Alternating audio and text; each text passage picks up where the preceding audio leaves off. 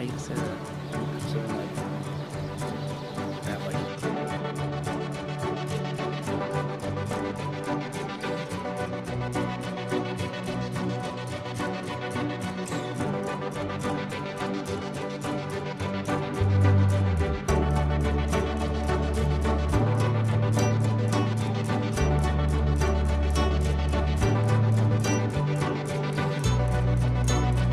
I want to apologize in advance for the technical difficulties. And I ask at this point if everyone in this room can please stand if able, face the flag for the Pledge of Allegiance. I pledge allegiance to the flag of the United States of America and to the republic for which it stands, one nation, under God, indivisible, with liberty and justice for all.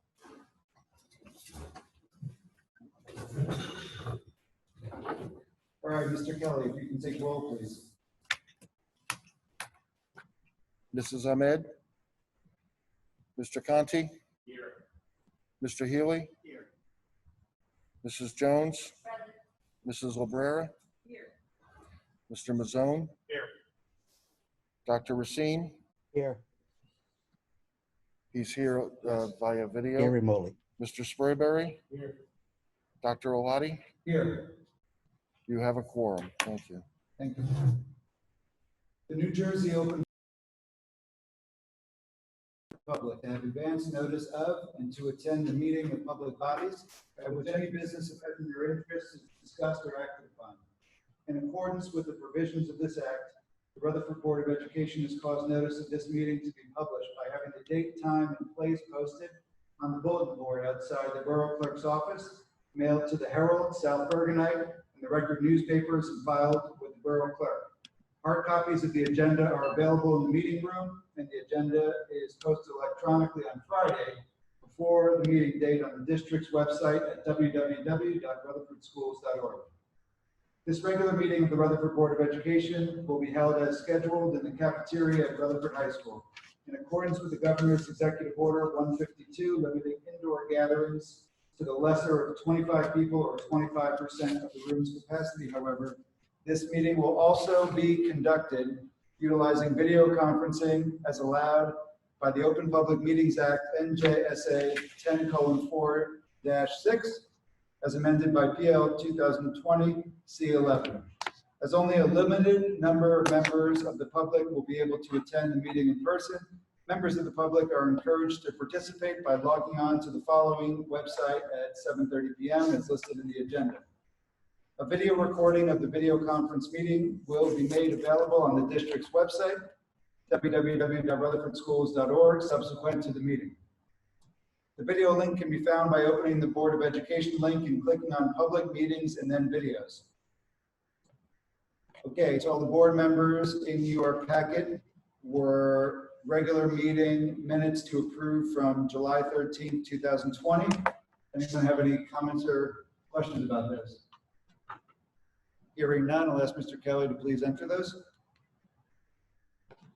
All right, now we're going to have the report of the superintendent.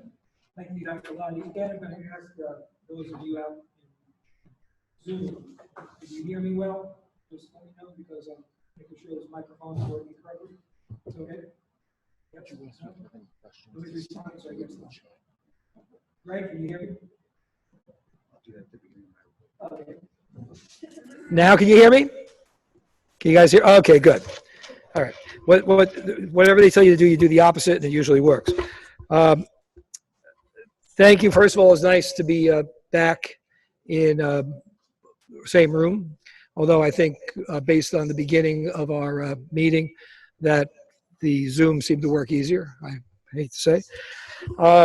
We have a lot going on, obviously, so let's get right to it. The building update first in terms of construction. We're pretty much on target. We're into the last week or two, and there's a lot that seems to have to get done, but everything seems to be moving in the right direction.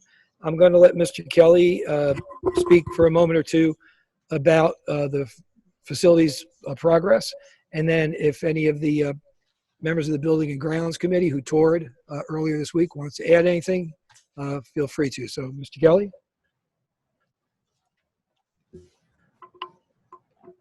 Thank you. So the construction progress. The Lincoln School, the addition of 2 classrooms continues on track. The estimated date of substantial completion has been adjusted since the start from April 21 to November of 2020. So we pick up about 5 months on that project. At the kindergarten center, work on phase 1 continues and is expected to be complete prior to the return of staff and students. The contractor is working with us to ensure the rooms are clean prior to school opening. Phase 1 includes the 3 toilets within the classroom, as well as the nurse's office renovation and toilet room. In addition, the installation of the chairlift outside the multi-purpose room is underway. At the high school, the science lab substantial completion is still expected toward the end of September as planned.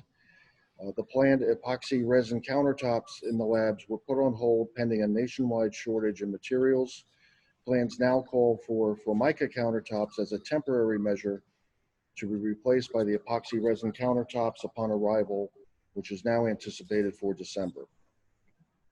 At Union School, the floor replacements, substantial completion is still expected toward the end of August, with time available for final cleaning and stocking of classrooms.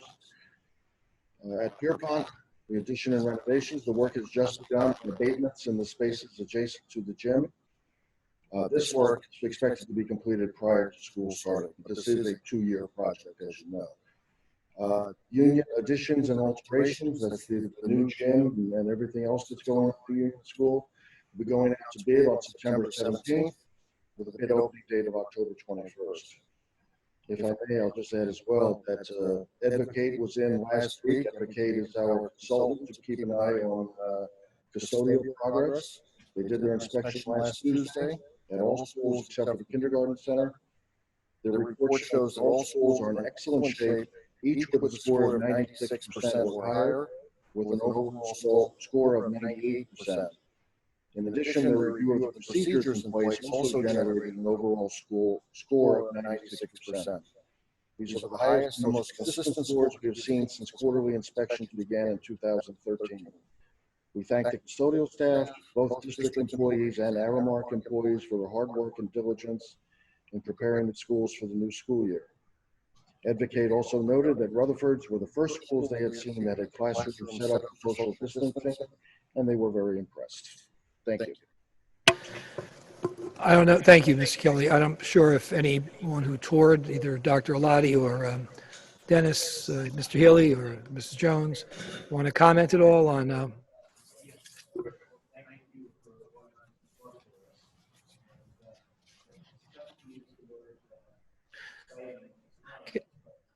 Can I just ask you, Dennis, can I just ask you, really get the mic right in front of you because we want the people at home to hear better, okay?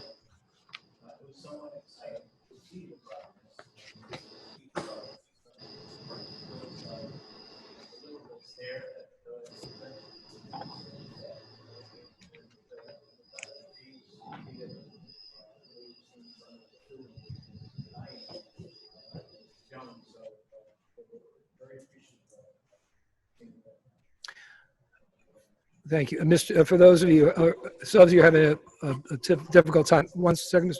Some of the folks at home are telling me they're having a hard time. Mr. Healy commented about the progress of the plan, that the deliverables were there, that the project was, you could tell it was nearing completion and either at or ahead of the pace we had established. And again, for those who were talking about the projects out of the referendum, working on the facilities. Mrs. Jones, you want to comment? And again, if you could really talk real loud into the microphone because these computers are picking you up. I was going to say that the board and the school are coming along, and that's a big problem. They have solid columns for that. That's also very good. Construction on the elevator that was mentioned, and the band was lovely. And the one that just surprised me that I didn't realize that the Lincoln School, the addition of the 2 classrooms is going to be addressed between that, which perhaps if they ever had an opportunity where they need another place for kindergarten, we could use for that. But we were all very encouraged. Right. What Mrs. Jones said, again, for those of you that are struggling to hear, and we have 3 computers in the front trying to Zoom in the room and trying to keep the computers and the mics where most of the conversation generates from. Ms. Jones spoke about the floors at Union School where we had so much problem with water. Right now, even since the week we toured, are nearing completion, getting a lot closer as the top floors are going down. And she remarked that the bathrooms in the kindergarten center not only are getting near completion, but really do look very, very, very good. And Lincoln School is way ahead of schedule with the rooms there.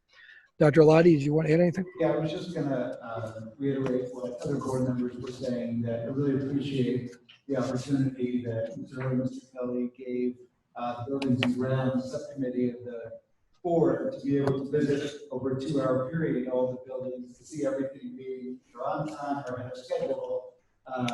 Epic, the engineer, was there to make sure that everything's on task and going well.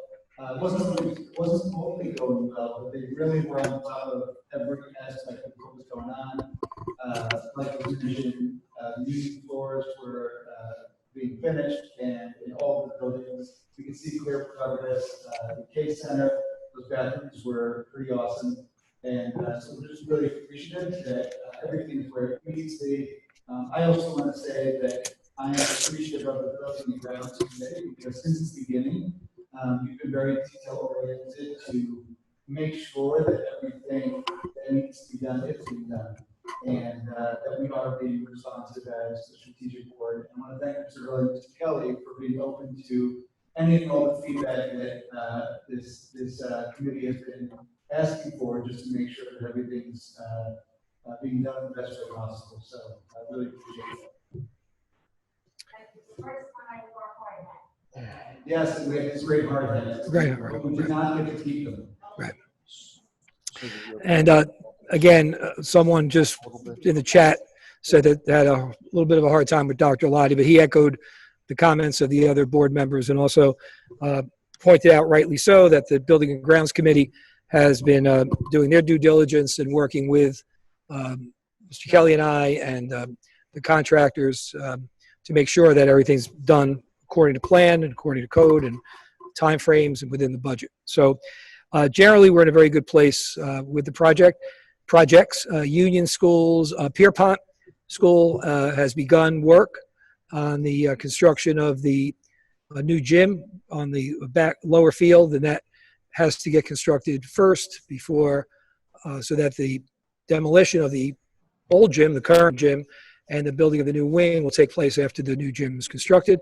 Union School, the second phase of that project, the columns, which we had a little, like in track, when you get a wind assist, we had a little wind assist on some of the demolition of the columns, but we were able to get those fixed temporarily very well. We'll talk probably more about that later. And the second project includes the gym, the renovation of the current gym into science labs and the columns. That's going to go out to bid in early September. And then the final project, the Mortimer Wing of the high school, that project, that will go out to bid in December. And both Union School project will begin sometime in the winter with outside work, and the high school would begin the Mortimer Wing next summer. Okay. In terms of the reopening plan, the plan itself has been out there and I think is well known since late July. Certainly we've have a website dedicated to it, several communications home. The full plan has been sent out. The county got back to me, County DOE, on Wednesday of last week with 4 minor revisions. One was just to show that our custodial schedule is on our website, which I was able to do. One was to say that recess, we had said that recess would be held where appropriate in grades K to 5, and they have not dropped that waiver, so they wanted just saying it's being held. Another was to put the bell schedule in for grades 4 to 12 because we didn't give a period by period breakdown so they could see 4 hours.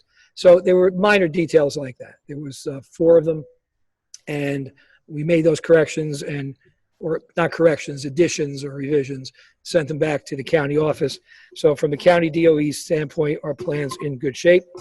72% of the parents seem to be excited to have their students return to school. That was the final tally. That number could be a shade higher or a shade lower. We've had a couple of handfuls of people who have emailed that they missed the date and wanted either to go remote, or they went remote but now want to go back into brick and mortar. So I think it's going to land exact kind of where it was. There was a few here added to one side and a few added to the other side. Today, teachers were allowed to return to the building if they wished to begin to prepare for their classes, set up their rooms. A little bit different this year because for the most part the rooms are set the way they have to be. But we had a pretty good turnout of teachers today on day one that they were allowed to come back throughout the building, throughout the district, working in their rooms. And so that's where we're at with the plan. Now, there are several issues that have been in the media and around surrounding towns in terms of really centering, I think, on three topics. One being PPE and assorted other safety apparatus or signs, or not everything's PPE. I mean, PPE is what you wear or what you use, but under that PPE umbrella, we can lump some other things. Another issue has been staffing, and another issue has been ventilation and airflow in a building. I know some of this has been shared with the board. Some of it has been shared with faculty. Not all of it has, but for the sake of the public and for everybody else, I want to just go through a couple of things. We are in, under PPE, we're in excellent shape, even better than what I told the board last week, because by getting into the consortium with the South Bergen Jointure schools and also with some of the other schools in Bergen County, we were able to order together. And the original order that we got in a couple of weeks ago, we today said we want to get another order going forward so that when we get a couple of weeks into the school year, we're not running out of anything. I mean, we don't really know, right, how much of these supplies we're going to be using. We may have more than we need. We may have less than we need. We may be just right. When we reached out to the jointure, they had ordered over and beyond what schools had requested to try to have like a stockpile of inventory. So we're actually able to get our full order, first order, replicated, and we'll get them in by, I think, Thursday, I think we said, Mr. Kelly, or Wednesday or Thursday, we'll pick them up. So as we stand by the end of this week, we'll have 6,600 adult masks disposable for faculty, students, or staff to use if they need one, where they don't have to use them, where in fact we're telling students to bring their own, but we'll have them in case they need them. We'll have 20,000 pediatric masks for the same reason. We'll have 200 clear masks for where that's appropriate for hearing impaired or speech teachers if they choose. We'll have 800 KN95 masks that we'll give to faculty and staff. So we'll have at least 2 right off the bat, maybe 2 plus. If they want to use them, again, we're not discouraging anybody from using the mask they're comfortable with or more comfortable with than something else. We ordered, in addition to that, not from the jointure, but we thought to give cloth masks to every student and every teacher. We ordered 3,600 with the 1R logo on it. So those are the only things, that's the only order that hasn't been in yet, but there's 3,600. Our total mask by the end of the week will be 31,400. We will have 200 face shields be used as needed when a circumstance or situation arises, keeping in mind that a face shield is not supposed to be used without a mask, but can be used in certain situations where more protection is needed. We also have to deal with some students with IEPs that we might need to do some workarounds with.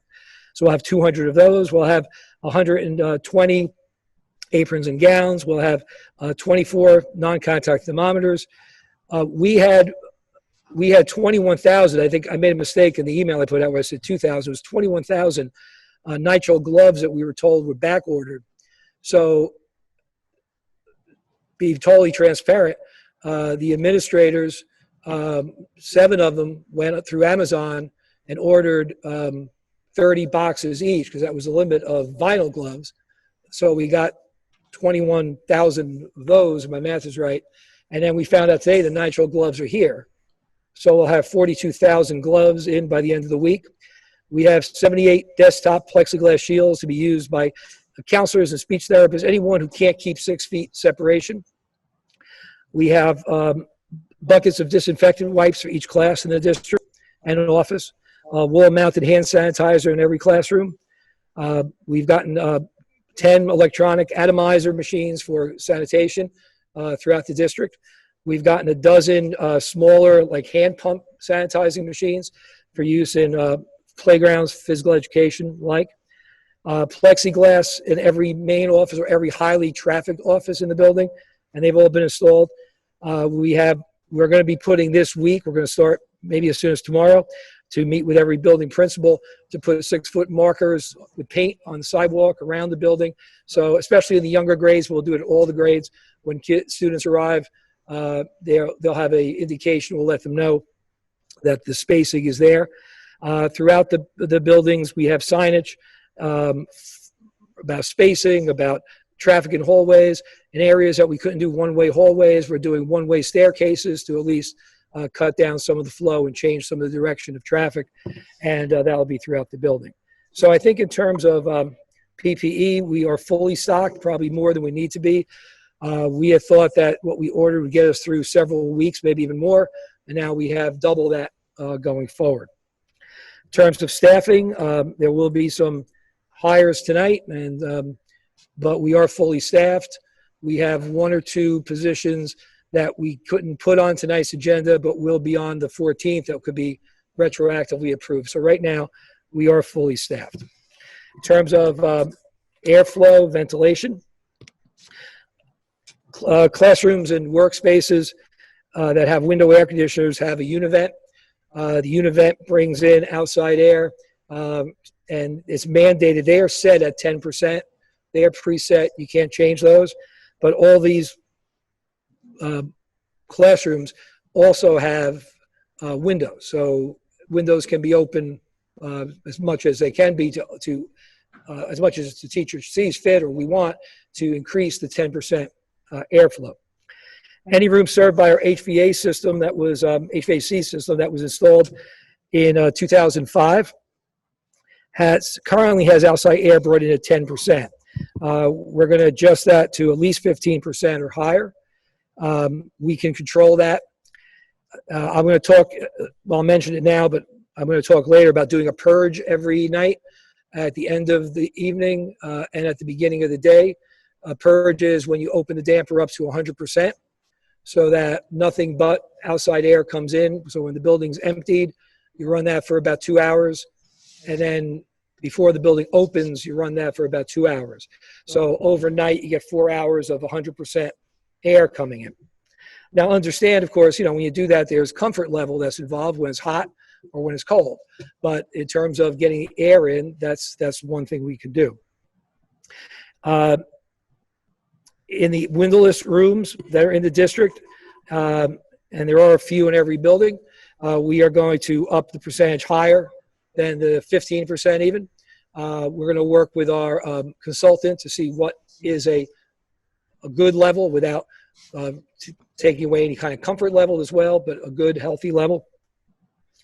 And we are looking into air purifiers for those rooms. We got air purifiers for the buses already, but those are purifiers that are meant for buses. We're looking into getting some in those rooms as an extra level of precaution. We feel comfortable with the increase of the outside air, but the air purifiers would help, so we're working on that.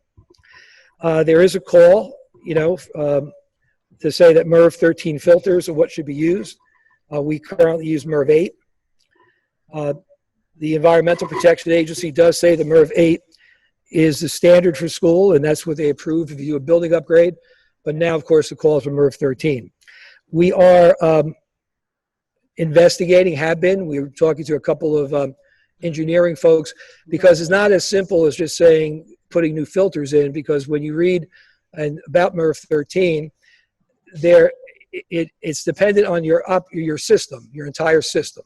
So if the system can't handle a filter, not only it might damage the system, but it does restrict the airflow. So in the attempt to get, in theory, cleaner air, you're getting less air. So the one thing we're checking with our engineers to see if this is even something that we can do. But in those areas, like I said, we're going to increase the air coming in. We're going to encourage teachers and staff, if you have windows and you want to open them, open them. Normally say, hey, if the air conditioner's on, don't open the window. You might not be as cool. We might be wasting a couple of energy, maybe a few dollars in utility, but we could open windows with the air on and increase the outside air. The CDC recommendations for schools is to increase the circulation of outdoor air as much as possible. This is from the CDC. If the HVAC system cannot filter or pull in outside air, the guidelines suggest opening windows and doors when it doesn't pose a risk. Well, we can bring in outside air, and we could also open in most of our rooms, by probably 90% of them, the windows and doors if needed. So we're following those areas, and like I said, looking into MERV 13 and also the purifiers. Premier Engineering Group, which is a group that services the Building and Grounds Associations in New Jersey, put out a document on August 13th. And in it, they cite a report that was done by the American Society of Heating, Refrigerator, and Air Conditioning Engineering, known by the acronym of ASHRA, I guess, ASHRA is how they say it. And in that report, the engineers said that the HVAC systems in most non-medical buildings play only a small role in disease transmission, including COVID-19, that surface cleaning, disinfection, and hand washing and other strategies are far more important. And then ASHRA, in a report they put out on August 20th, said one of their bullets, and one of the bullets does talk about going up to MERV 13 if you can, but the other bullet says a good supply of outside air in accordance with ASHRA standards to dilute indoor contaminants is the first line of defense against transmission of SARS-CoV-2. Pre and post occupancy purge cycles are recommended to flush the building with clean air. So we are going to do the purge. We're going to increase the airflow. We're going to encourage getting natural air in, and we're going to examine whether our system does allow for the increase in filter, and I'll look into the air purifiers. So our plan was reviewed, as I said, by DOE. It was shared with the Board of Health here, and also DOE is working in concert with, with the State Department of Health. We have received no red flags or caution from those bodies, and I feel we have a plan in place to do what the charge was. The charge was to get the maximum number of students into the building safely.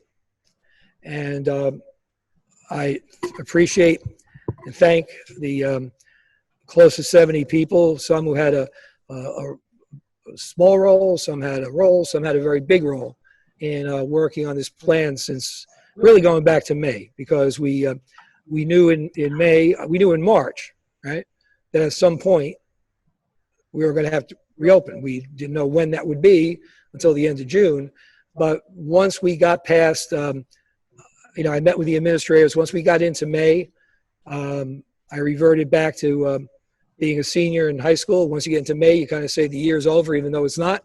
And I said, now we have to start really focusing on next year.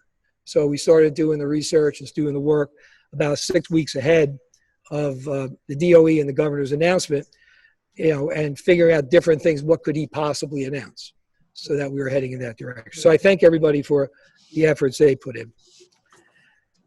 So there are lots of things on the agenda. Most of them are, normal operating business. There's a few things I will comment on when we get to that part of the agenda.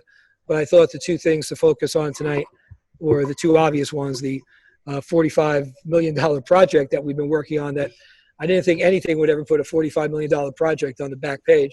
And obviously the most important news about, dealing with the health crisis and the reopening of schools. So thank you. Thank you, Mr. Early. Do any board members have any questions for Mr. Early? No? Okay, hearing none. We're going to go on to the report of the president. Can everyone who is on Zoom, Dr. Racine, can you hear me okay now? Okay, I got a thumbs up. Excellent. So I did ask, if possible, for those who are on Zoom to try to put their questions, if they do have them when we open the meeting to the public, in the chat, only because hopefully it'll work to unmute you, but it also gives us an opportunity to make sure that if we can answer questions that we do, which I'd like to defer to Mr. Hurley.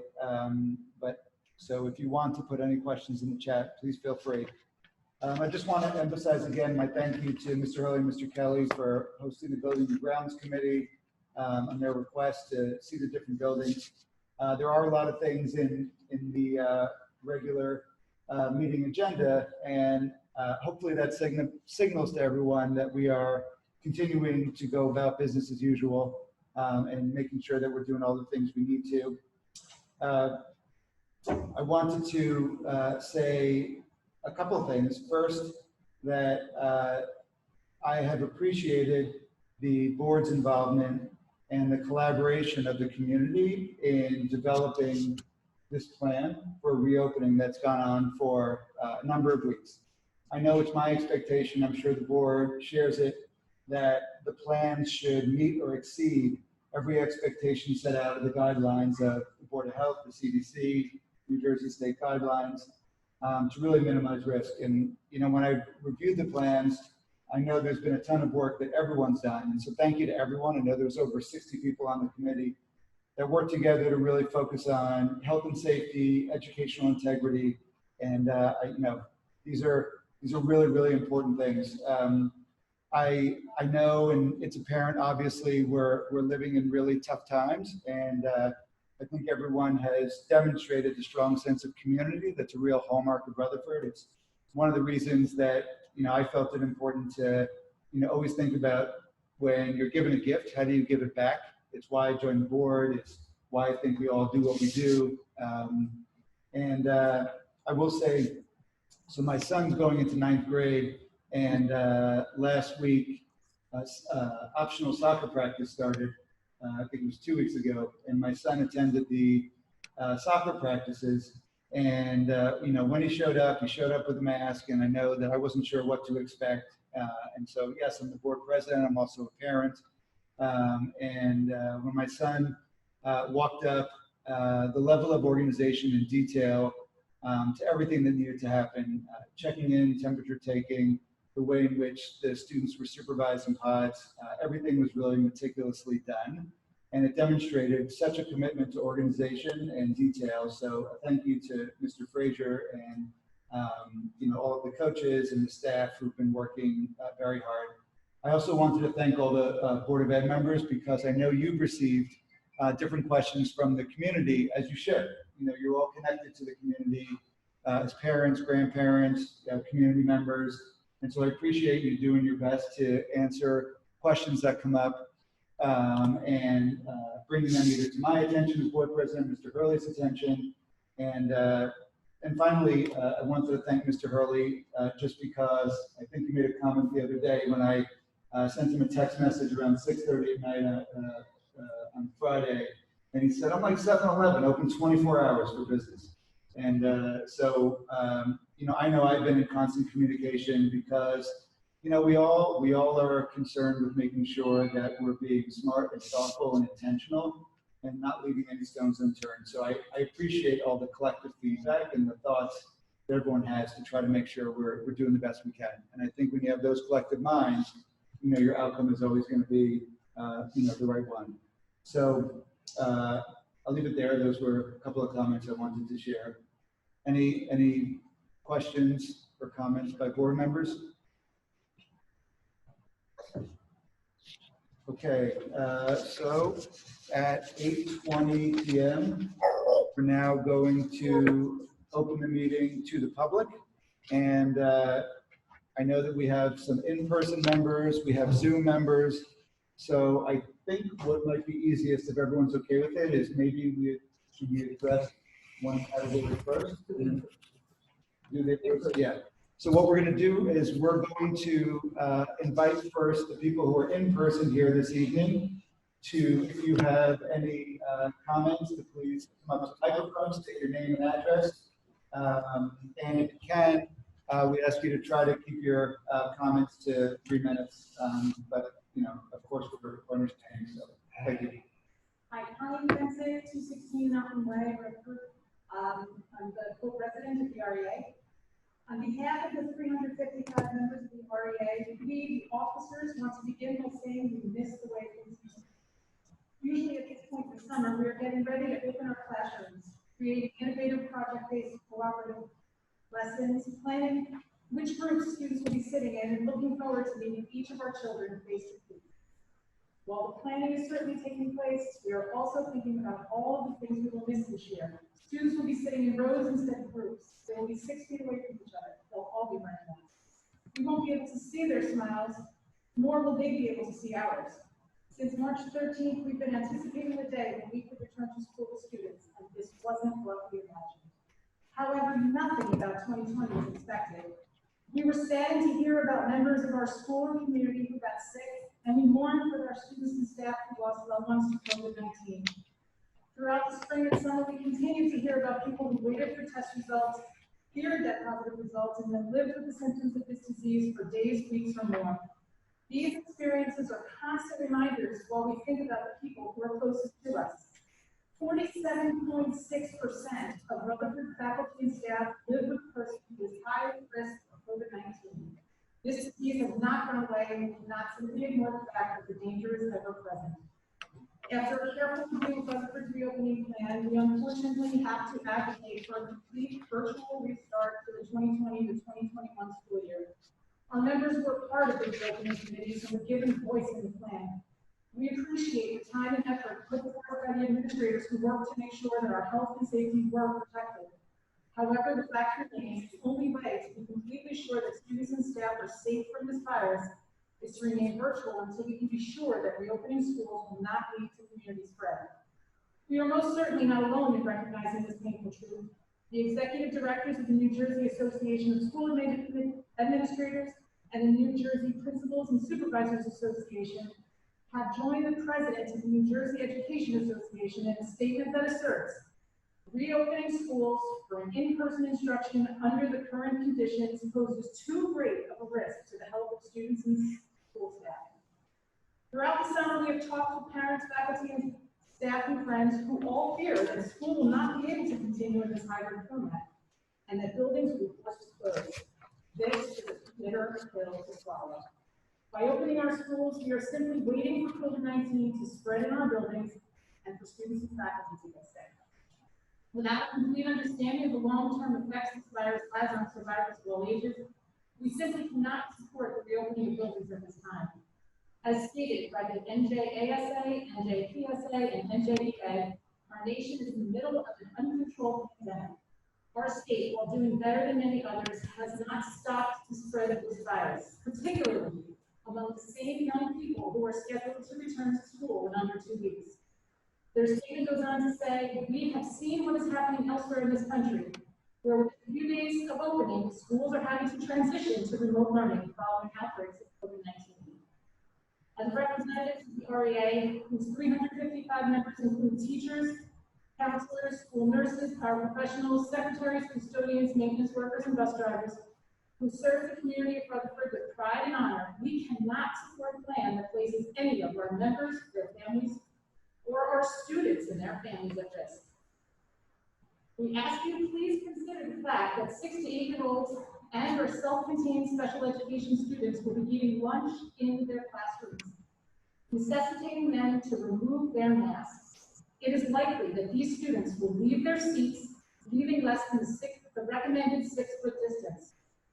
They will sneeze, cough, talk loudly, pull a chair close to a classmate to share their germs as well as their snack. Custodians will be expected to clean and sanitize 4 classrooms and the playground within the 20 minutes that each grade level will be outside. Dr. Fauci says children can transmit to adults just as easily as adults can transmit to adults. The virus might be in the air during and after the lunch period. Teachers could potentially become infected in the afternoon. Germs that are shared at lunchtime could be brought home to vulnerable, high-risk family members.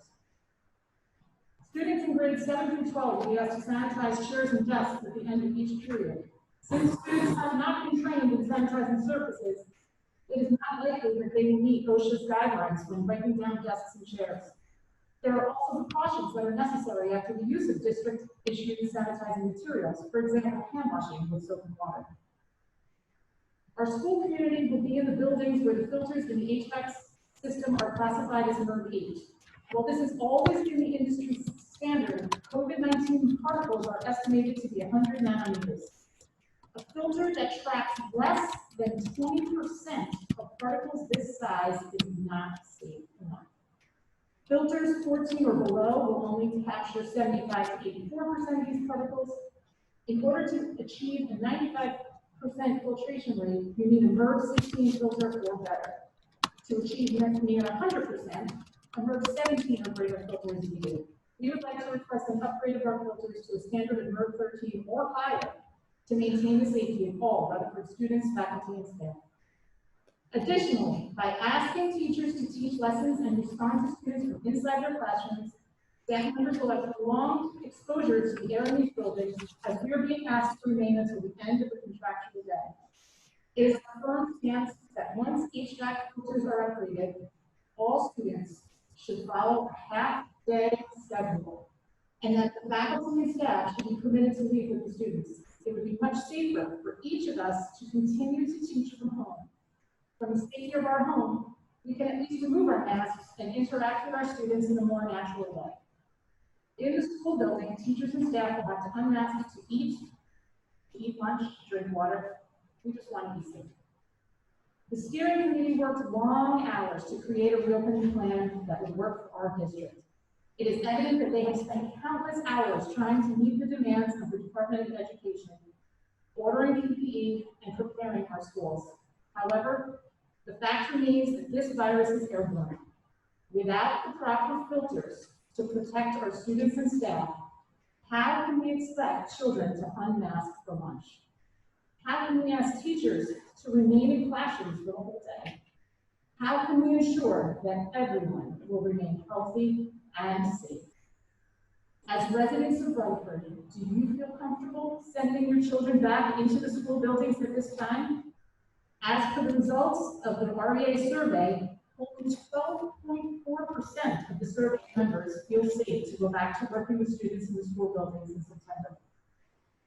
We agree with the New Jersey Association of School Administrators, the New Jersey Principals and Supervisors Association, and the New Jersey Education Association. We wish it could be different, but the facts are not in our favor. Our hearts are troubled because we all desperately want to go back to our schools and do what we love most, help students to learn. However, we cannot support doing so until it is safe for everyone. And at this time, it is simply not. This is from the executive board of the REA.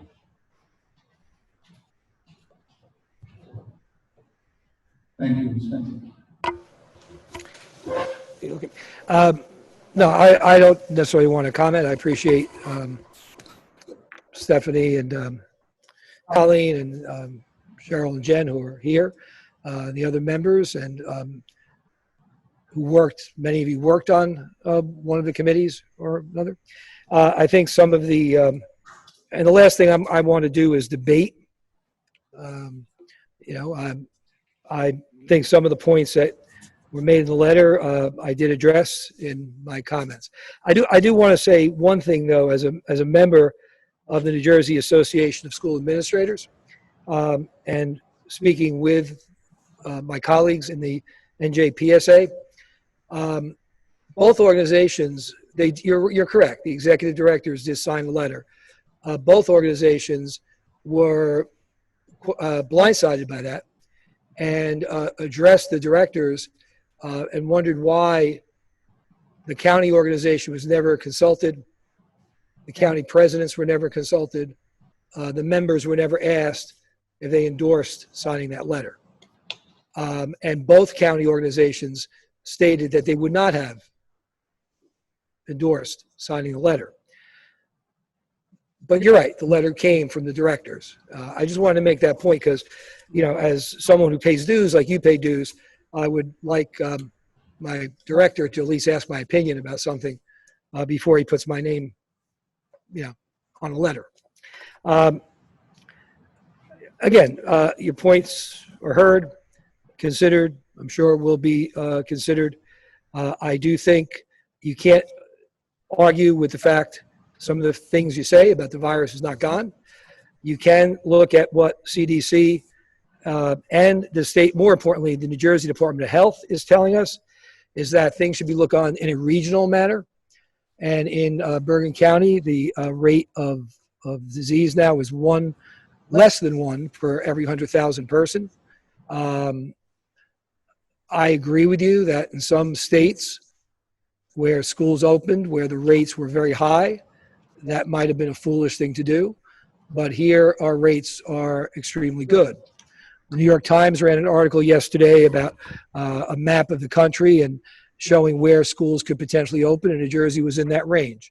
And again, the New York Times has been lobbying hard not to have schools reopen, and they were there. So you can't. I'm speaking. I'm not speaking now to the REA. I'm speaking now to anybody who's listening to this. One of the things we're charged to do, I'm charged to do, the board is charged to do, the borough's Department of Health is charged to do, is to look at what's happening in our region. And right now we are in good position. Now I know this is one of these things that, you know, we could go back, anybody could go back and forth on. Yeah, maybe we're good because the schools aren't open. Maybe we're good because, but the fact of the matter is, I agree the pandemic is not over, but it isn't raging out of control here. We don't want it to get there again. We think our plan will not contribute to that, but can't argue with the fact that none of us know exactly what's going to happen. So I appreciate your letter. I appreciate your coming tonight, and I'm sure the board does. And I don't know if anybody else has anything they want to say. Like I said, I'm not here to debate anybody's point of view, but I do feel that for the reasons that I've been stating, our plan does take into account the concerns, and I think it also does take into account what we've been asked to do. We haven't met or exceeded because we would not have gotten the go-ahead from the DOE without meeting or exceeding. So, thank you.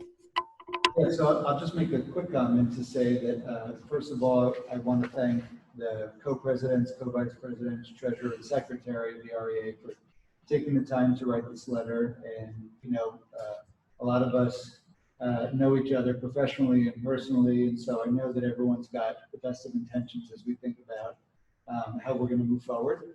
And, you know, I think in fairness and transparency, I know that I was in transit and got here at about 6:20, and so I first saw the letter, and so I do appreciate that this letter has been submitted. I think as a board, we serve as a strategic voice, and you know, our job is to represent the community and the stakeholders. So I think this warrants further discussion beyond this, just because we need a little bit of time to be able to go through this and be able to have a discussion about that. And you know, we will do that and take what's been said into consideration and appreciate what you're saying. Is there anyone else on the board who wants to comment? I know, sorry. Okay, please go ahead. Hi there, Jenny Westerfer, 49 Highfield Lane in Rutherford. My question is, we're talking about the reopening plan and concerns we have, and we're also talking about regionalizing the area and things that are going on in our surrounding towns. And I'm wondering if anybody has an answer to the question, which is, are there any other districts offering a 5 full day option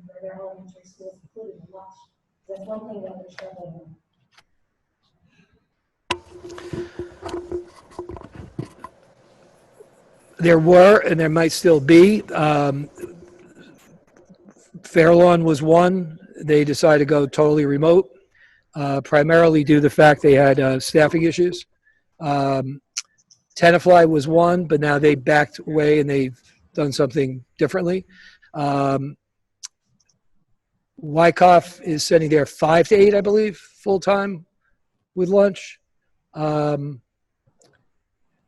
There are schools. I don't have a list. There are schools I know in other parts of the state that are doing it. I believe down the Jersey Shore, there are some that are doing it. There were about 19% of the schools in the county pre the governor's announcement that you can go remote that were going with some group 5 days. Now, the majority of them, and again, I don't have the exact list. I did serve on one of the county reopening committees. And for the most part, the mentality was that if you're going to go, you couldn't go 5 days a week if you couldn't fit the kids in socially distanced. If you could fit them in socially distant, then you really didn't want to go 5 days a week with the upper grades because those students really have no choice but to change classes. You know, with certification issues, you can't have, and schedules that high school students and middle school students have, kids can't, I shouldn't say can't, but it's nearly impossible to say you're going to sit in a room all day and all the teachers are going to come in and otherwise, you know, you just have, you're losing all your elective programs, you're losing everything. So for the fact that students are changing classes and seeing more students and moving more in the building, the thought was that should be the group that would be in the building less.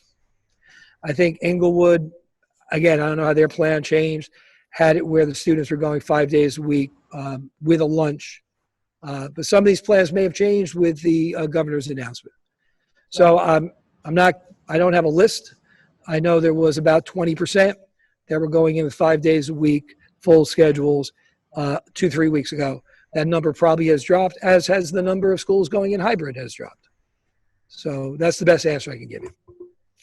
But again, the logic behind that is to get the students who could fit in the building, who do less, who for most of the day are not moving. For most of the day, the teachers are not moving, to have them maximize their time. And the students who also struggle the most with distance learning. That was the rationale behind that. Is there anyone else who's here in person who would like to speak? All right, Ms. Jones? White Box 25 is 8:50 in the morning to 1:05, so they're not having lunch. Their middle school, 6 to 8, is having lunch. They have a full day at 8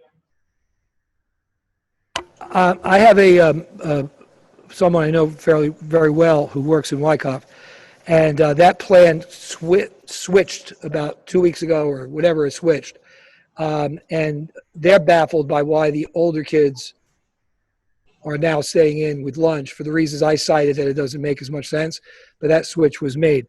The other thing, when I look at some of these plans, that I know there's, some concerns about lunch and eating that were mentioned in the letter, but I can't imagine anybody, me leading the list, who wants to go in from 8 in the morning to, you said, like after 1 o'clock with, no snack, no lunch.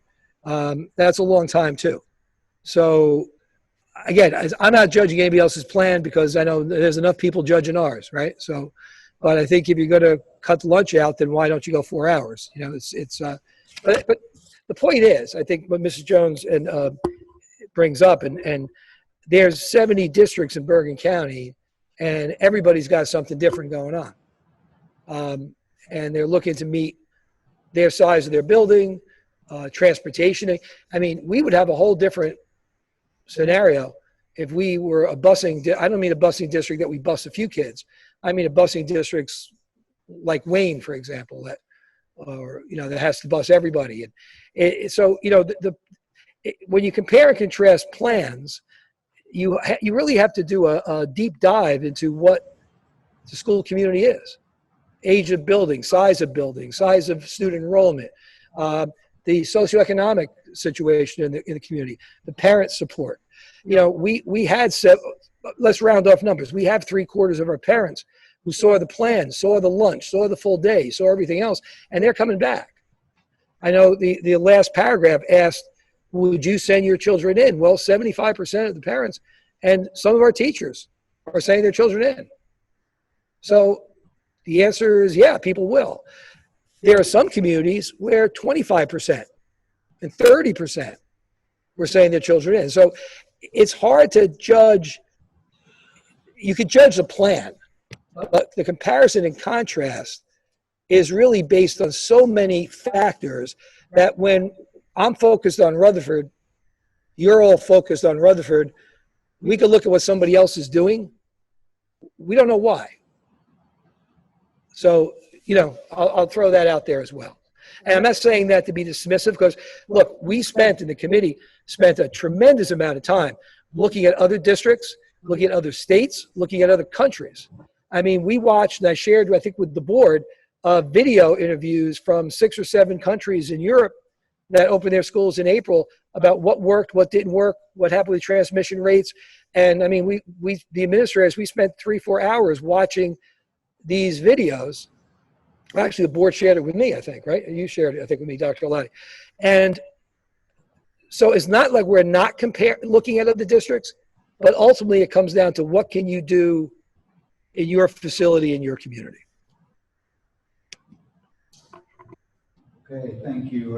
Are there other comments from any of the public who are here in person? Okay, hearing none, we're going to move to. We have people in the chat room. Do you want me to read? 2 questions. Yeah, so well, the first, I think, Erica Chimura asked if she could potentially be unmuted so she can ask her question. Yeah, no, the problem with that, though, is you can hear what you hear. So if we read it, Okay. I think, right, Mr. Kelly? Yeah.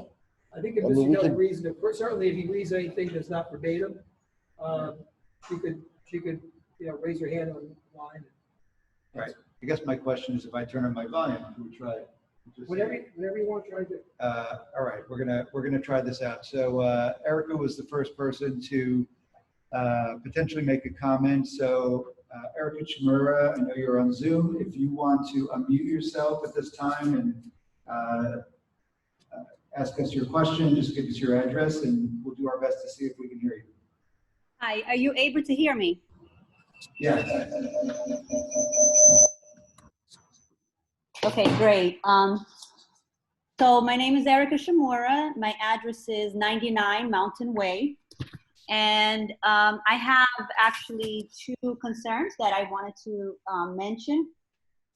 I am thankful first for the work that everyone involved with the reopening plan. I know that there were dozens of volunteers, I think up to, 65 or more. And I know that it's been a huge task that was asked of the district.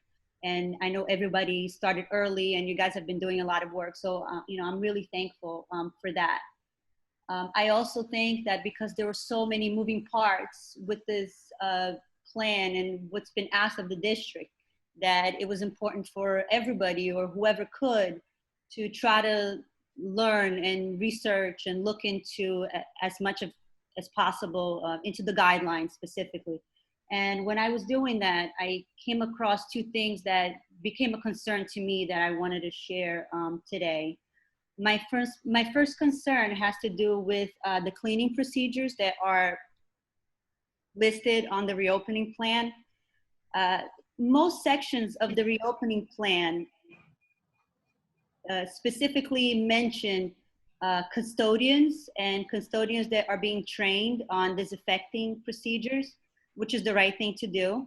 But then there are some small sections where it's not really clearly stated, but it is stated that there will be students and teachers also doing disinfecting against COVID. It's specifically here, students disinfecting their own tables between periods. That's for the older kids. And younger kids disinfecting tables before and after meals. And that, to me, I believe is a problem. The plan links to the EPA website, and on the EPA website, it's clearly written and stated in bold. Your plan should include considerations about safety of custodial staff and other people who are carrying out the cleaning or disinfecting. These people are at increased risk of being exposed to the virus and any toxic effects of the cleaning chemicals. These staff should wear appropriate PPE for cleaning and disinfecting. To protect your staff, ensure that the products are being used effectively, and to ensure that the products are being used effectively, staff should be trained on how to apply the disinfectants according to label. For more information, visit the OSHA website. So when I looked at the OSHA website in regards to this, it says the same thing. It says for routine cleaning, use gloves and gowns and use commercial grade cleaning products and follow instructions as provided for selecting appropriate PPE to protect workers from chemical hazards. And also on the CDC guidelines, it says the same thing. CDC.gov guidelines give the same directions as EPA and OSHA. And it states on their website that when cleaning, regular cleaning staff, not students and teachers, can clean and disinfect community spaces. Ensure they are trained on appropriate use of cleaning and disinfection of chemicals. They should wear disposable gloves and gowns for all tasks in the cleaning process, including removal of trash. And gloves and gowns should be removed carefully to avoid contamination of the wearer and surrounding area. Wash your hands with soap and water for 20 seconds and always wash immediately after removing gloves. So the point that I wanted to make with sharing this is that there are clearly very specific procedures for disinfecting surfaces to protect students and staff against COVID. And it's not something that can be accomplished by a 12-year-old just doing a quick wipe, you know, of a desk, or kids doing a quick wipe in between lunches. So this is one of the reasons why it's problematic to have students moving between classes. Aside from the fact that you are mixing groups and also that you're increasing exposure in the hallways, this is also another problem. The fact that surfaces just can't be disinfected appropriately between use of different students. By doing this, we would not be following the guidelines and standards of OSHA, CDC, and the EPA. And there's some other issues involved with having students and staff do this. There are right to know laws in regards to the chemicals that the students will be using. How long are they going to be using for every day? Are there any risks involved with prolonged exposures? You know, not using gloves, that kind of thing. The staff should also be aware that regular cleaning with chemicals done by teachers can void their workers' compensation. And you know, liability. I think to me that's the biggest problem there. Maintaining surfaces to disinfecting surfaces to reduce risk of exposure to COVID. That's a liability that should not be placed on students. So for those reasons, I think the districts should reconsider that part of the plan as far as having students and teachers disinfecting surfaces for COVID. And because these surfaces cannot be cleaned properly between uses by different groups, it then becomes clear that it's not possible to have students moving to different classes between periods. Another thing in regards to cleaning here specifically is that the reopening plan that the school is going to use Hilliard, I think it's the name of the company, products, and that these are on the EPA list. But supply list they're going home to parents is asking parents to send in cleaning products. I believe that these should be removed from the supply list and that the schools should supply all cleaning products, all the disinfectants, according to the CDC. There are different disinfecting procedures depending on the brand and the chemical that you are using. The EPA link that is on the reopening plan, if you click on that, it says you have to keep contact with a product when cleaning, depending on the chemical and the brand that you're using. And it can be anywhere from 30 seconds if you use like a Clorox Lysol wipe, up to 5 minutes, depending on what brand you're using, of what product. So unless each product sent in by parents will be evaluated and different cleaning procedures will be developed for each product, it's just not appropriate and they should be removed from the supply list. My second concern. Mr. Murr? Yes. Just wanted to interject. So I mean, I appreciate all of your points. So we're at almost 7 minutes. I know we were trying to limit comments. So if you can just move along toward the end, that would be helpful. My second is very brief because it was already mentioned. My second concern is with air quality. And I just want to say that according to the American Society of Heating, Refrigerating and Air Conditioning Engineers, the HVAC systems should be inspected, recertified with appropriate filtration with a minimum of a MERV 13. And I think it's necessary for all of us, for the parents to see the district HVAC performance assessment because air quality is the most important thing when it comes to an airborne transmitted virus like COVID, not surfaces. So I believe that there has already been a request to have that information shared, but I would also like to request that information that the HVAC inspection and certification was done by an ASHRAE certified crew, and MERV 13 or higher in our systems will be the appropriate thing. And if those could not be done, HEPA filters for every occupied area with UV germicidal as well. And we also need to know if exhaust fans are going to be placed in all the bathrooms, and an air quality report. Also schedule maintenance, temperature and humidity control, and if any CO2 was increased due to any modifications. Again, from my understanding, there was already an Oprah request for this information, but hopefully we can all get answers to these questions. Those are my two concerns, so thank you. Okay, thank you.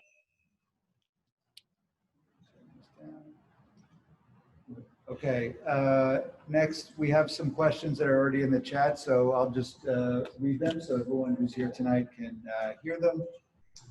So Louis Sell at 179 Mountain Way asked the question, has the administration set what metrics and thresholds will be used to determine when a school will need to go to full virtual learning? If so, what are they? Trying to judge the likelihood that schools will remain open.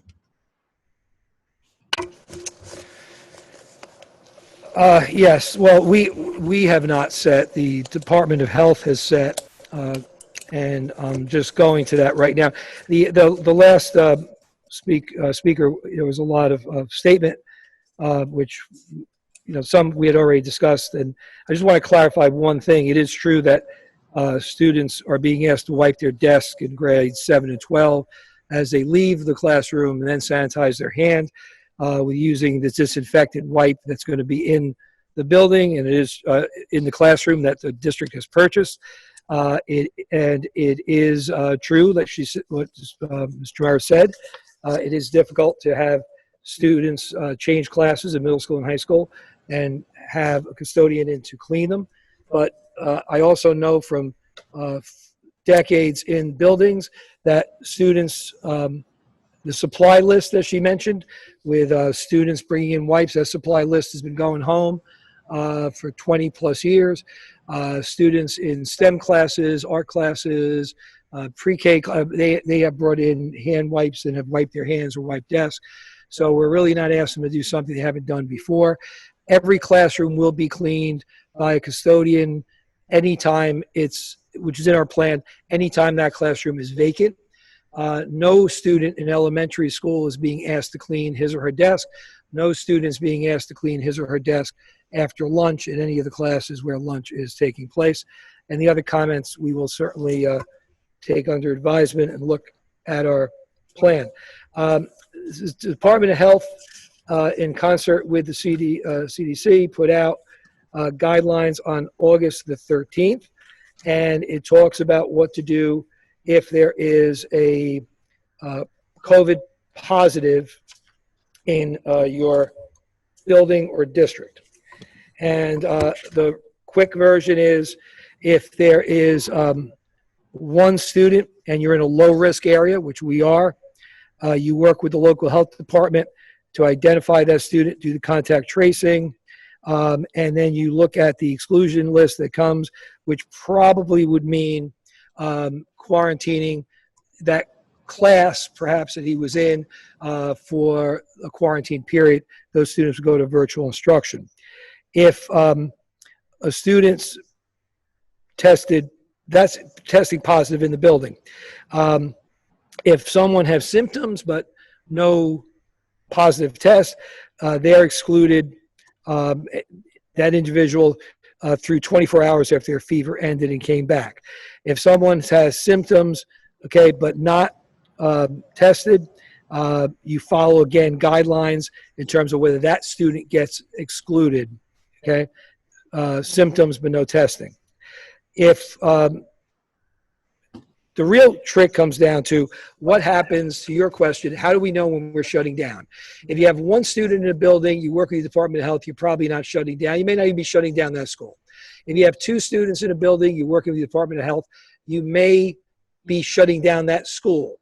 If you have two students in the same class, you're most definitely going to be shutting down that school. When I say most definitely, you're working with the Department of Health, but if you have two students or more, or two faculty or more, or two staff or more, and there is signs of community growth in terms of the disease, that's why you work with the Department of Health, then you will probably be closing school down for a period of time, and that could be the district.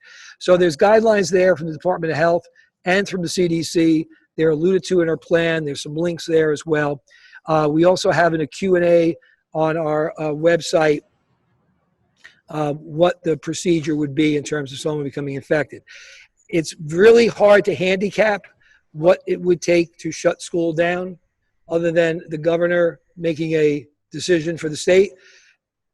You have to go case by case. You have to see who's sick, where are they sick, the contact tracing. You work with the Department of Health. What I have told the school folks is, the administrators and staff that we've met with in the summer, what the Department of Health is telling us to do is the minimum of what you have to do. You can't do less than that, but you could do more.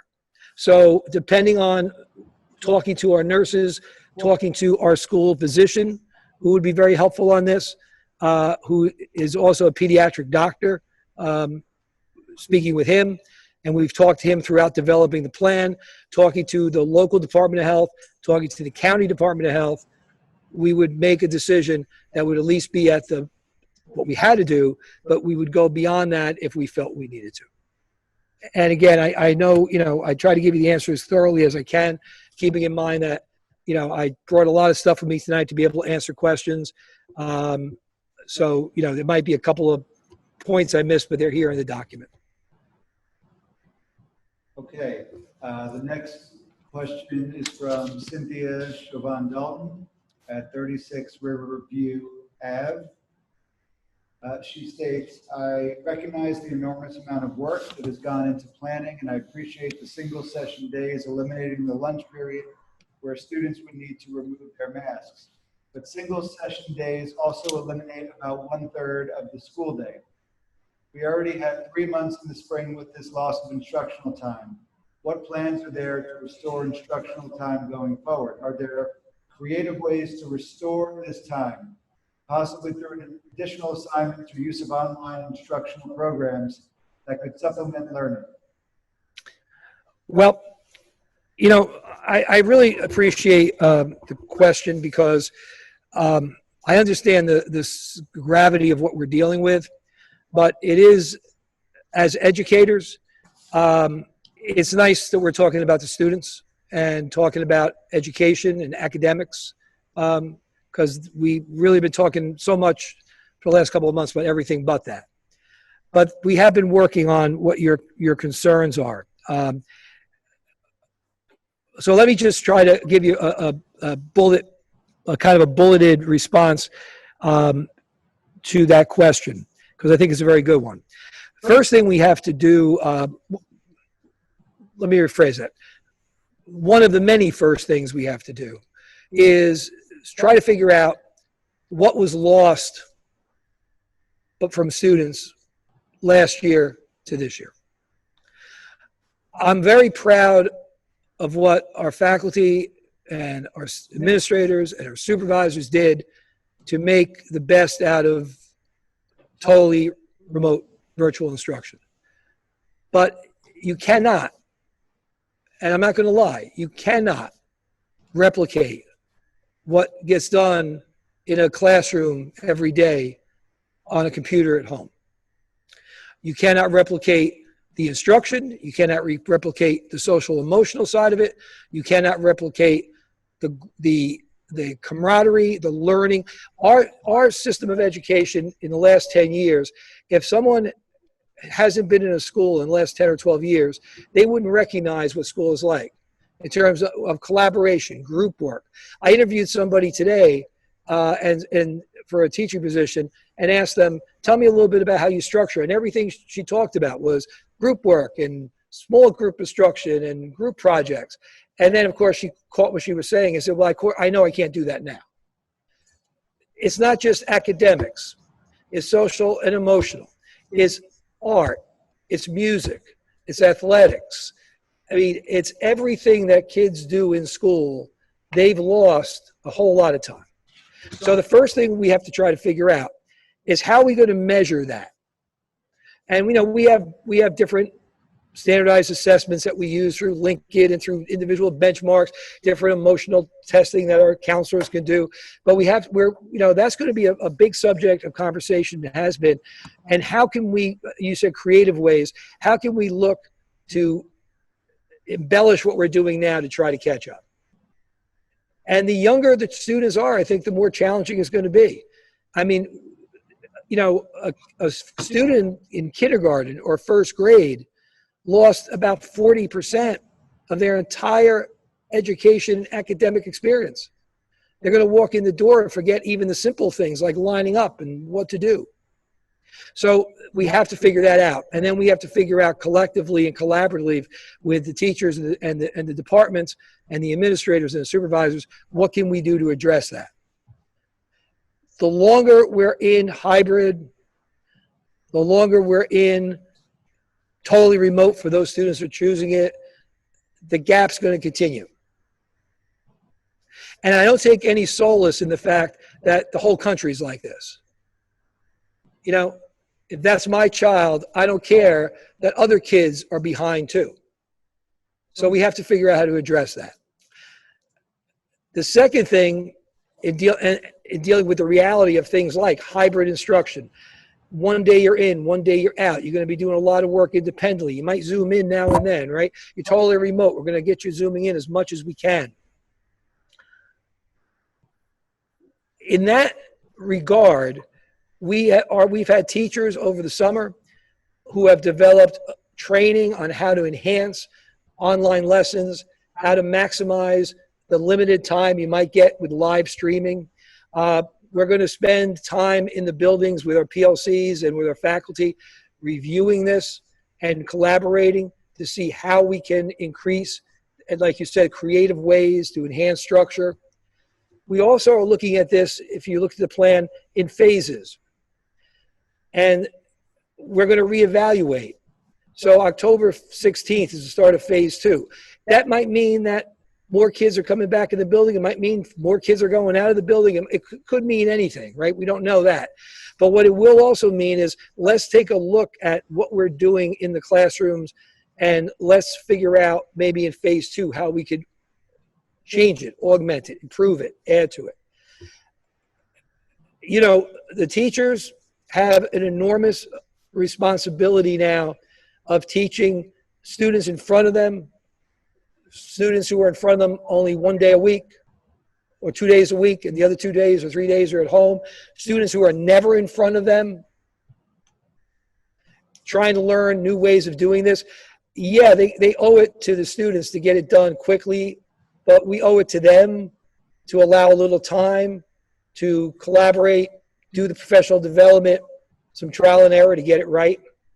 It's got to be a collaborative effort with students, parents, teachers, and administrators. And then ultimately, if and when the day comes that we're back to normal and we're back in, I mean, that would be the ultimate way to start making up some time. So, yeah, I think we have to assess. We have to revise and evaluate what we're doing. We have to continue to revise and evaluate what we're doing. And we have to keep working for that day when we get more normalcy and we could play a little catch up with students. Okay, thank you, Mr. Early. Next question was from Lewis L., 179 Mountain Way. Sweden had childcare through 9th grade, stay full-time this entire time. From the news reports, it seems there were few issues. Is there any way to learn what they did and how to apply it to our school district? I'm not sure about Sweden in particular, but I mentioned earlier that we looked at several European school systems, interviews and in-depth studies of schools from Germany, from Belgium, from, I think Sweden was in there as well, France. There was different schools. I don't remember. Well, there was about 6 or 7 countries. Some from Asia as well we looked at.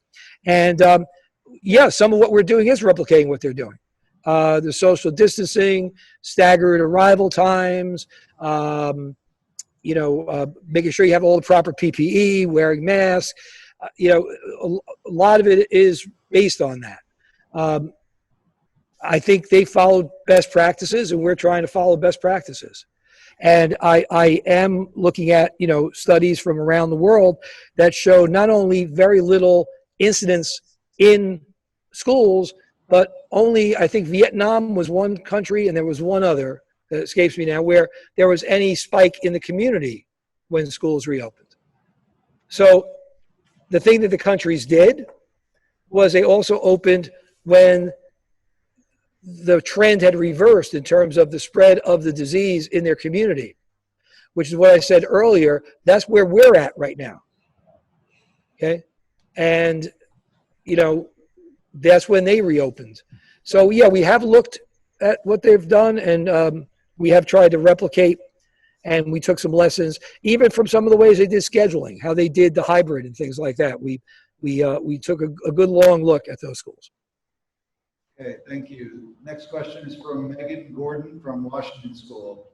Can you detail the safety procedures for before and after care?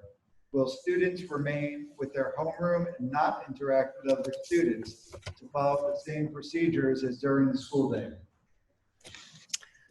Right now, we have 12 students in the kindergarten center and aftercare, 3 in before. And again, these numbers change every day. 4 for before care at Lincoln, 13 for aftercare at Lincoln, 6 at Washington before, 17 after, 3 for before at Pierpont, 11 for after. I expect the numbers are going to go a little higher because, again, we only opened this up last week, right? And as you know, before and after care, even though the district now is managing the program, it still runs similarly where you could join up for, you could sign for a couple of days a week. So if, for example, the 17 kids in Washington School, only 11 are there 5 days a week, okay? So the detail, it would be that depending on who these students are, we're going to make the attempt to keep them in the same cohort that they were in. However, that may not be an exact science, may not be able to do that. I would also say to you that those students who are in the building and then go in a group of 10, socially distancing with mask and following all the rules and hand sanitizing, I don't think there's any greater risk in that than if they went home and were with 6 of their friends because their parents are working and one parent's watching them. So the numbers are going to be kept small. It's going to be social distancing. If we can keep them in the same cohort, we will. And as I just indicated, the numbers are small enough that social distancing and monitoring and hand washing and the like will not be a problem. Okay, thank you. Next question.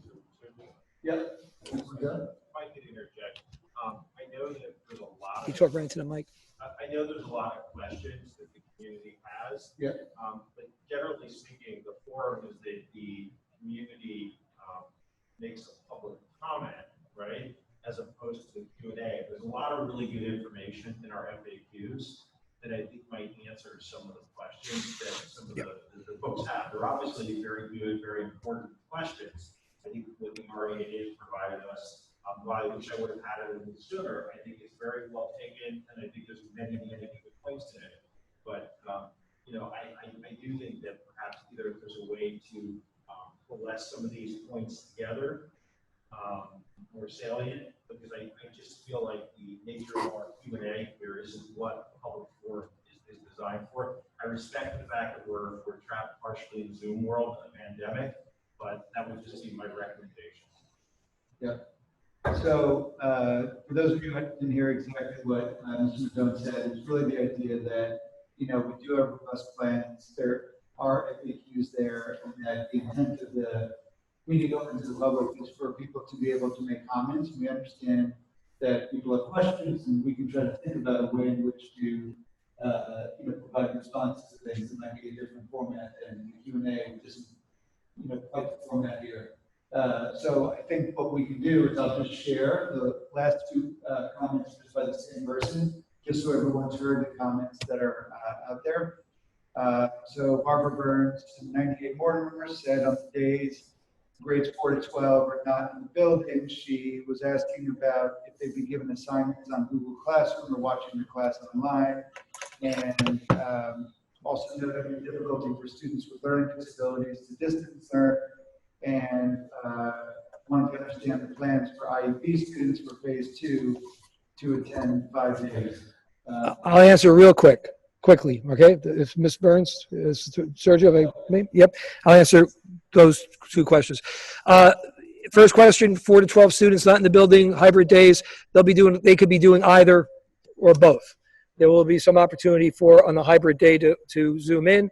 There might just strictly be work as a follow-up or a anticipatory set for the next day's lesson. One of the constant discussions we've had with teachers, look at it as an 80-minute block and see how you're going to chunk your lesson accordingly, okay? So there'll be some variation. For the special ed students, the self-contained classes are in 5 days or in full days for the reasons you stated. The other students, I can't tell you what's going to happen in phase 2. I'd love to be able to say everybody's coming in 5 days a week full time in phase 2 if the situation warrants it, right? So we're going to continue to look at how to maximize for everybody. Special ed kids who are not in self-contained classes are in mainstream classes. So if their class isn't in, it's hard for them to be in. But we could also look at whether we could change some of the Bulldog and Blue hybrids and hand another kid or student or 2 in a phase, and maybe that student can go every day. So again, that's why we're looking at it in phases. It's hard to predict exactly what's going to happen. And I want to echo something Mr. Mazzone just said. The website, the Rutherford Reopening website, if you go to it, has a Q&A. We try to update those. When I've been getting emails from people, if I get more than 1 email about the same topic, I send it over to the folks working on the web, and we work on a answer. So the question is there. The plan, I realize the plan is long. The first 40-plus pages are boilerplate language that came right from the state. The appendices are more bullet points for our plan. And the plan says it's a living document. Things will change. And there are a few tweaks that have to go into that plan that we haven't made yet because I'm waiting to hear the county, you know, and I heard last week that I don't have to make any more changes. I don't want to go in and do multiple changes. And the website's got a lot of stuff. So I don't mind answering questions. I do my best to get back to people when they email me the same day. But to Mr. Maison's point, I would appreciate if people read the website, looked at the Q&A, because a lot of time the answer is there, and it's typed much better than the way I'll type my response to you. So you'll actually read it more clearly, okay? Thank you. Just two quick comments. I will, Mr. Mazzone and board, take some responsibility because I realized at the beginning, as opposed to saying, if you have comments, please post them in the chat. I did write, if you have questions, please post them in the chat. And I think hopefully everyone takes it in the spirit that it's meant, which is that, you know, we do want to be a responsive, strategic board, and we understand that, you know, Mr. Elliott does take very seriously wanting to provide answers, but I think the point is well taken, to make sure to check the website. You know, you can also email with questions that you have. Any last comments before we close the open portion of the meeting to the public? Okay, hearing none, then at 9:17 p.m., we're going to close the open portion of the meeting. And we're going to move into new business where there is action to be taken. So first, we have a number of things that need to be, a number of motions to be moved to personnel. Mrs. Smith's not here this evening, so I've asked Mr. Conte if you can run us through personnel. Yes, we have personnel. We have 42 different items that we can group this evening. So they break down like this. Following motion to put forth the recommendation of the superintendent. Items 1 through 27 are staffing changes. Items 28 through 30 are salary level changes.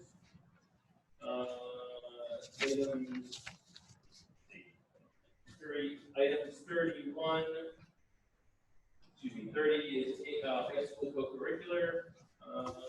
31 is coaching assistant for football. Item 32 is disability leave. Item 33 is a family feedback. Another absence. Item 34 is disability leave as well. 35, item 5 is Title I instructors as listed. And item 36, lunch monitors. Item 37 is site directors of the before and after care program as listed.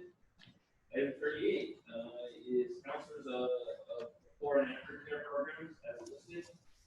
Item 39 is travel reimbursements. And then we have an addendum as well.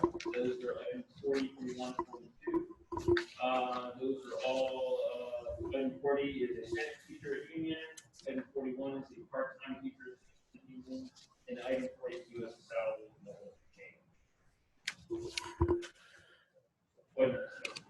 Okay, thank you, Mr. Conti. Does anyone have any questions or comments from the board? I have a couple of clarifications. A couple of things that need to be corrected. But first, I do want to acknowledge Maria Considine's retirement, nurse at Lincoln School, and many, many years of service to the district, and lives in Rutherford, and her children, all students here. And so we wish Maria well. Also happy that nursing positions are tough to find, and the board will also be asked to approve a nurse that we were able to find who can begin work at Lincoln, coming to us from another school. So we wish Maria well, and we're happy to have a nurse on board. If you look at item number 7, that should be a teacher assistant position, not a lunch monitor, just for the record. And Mr. Kelly, you'll reflect that right in the minutes. Yes.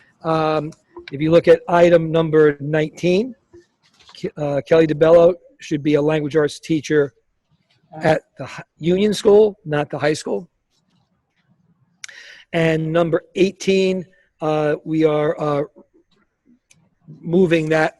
We're not going to move that. We're going to eliminate number 18. So, Mr. Conti, if you want to amend and say you're moving 1 to 17 and then 19 to 42.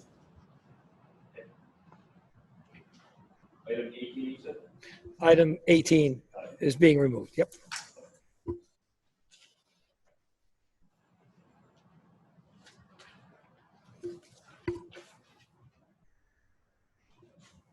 Okay, so there's a change to two of the items, 7 and 19, and then moving 18.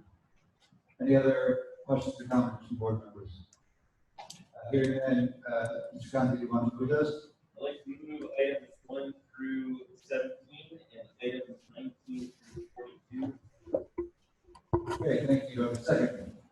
Ms. Rivera? Any last comments? Hearing none, Mr. Kelly, please take roll. Mr. Conti, Yes. Mr. Healy, Yes. Mrs. Jones, Yes. Mrs. Cabrera, Yes. Mr. Mazzone, Yes.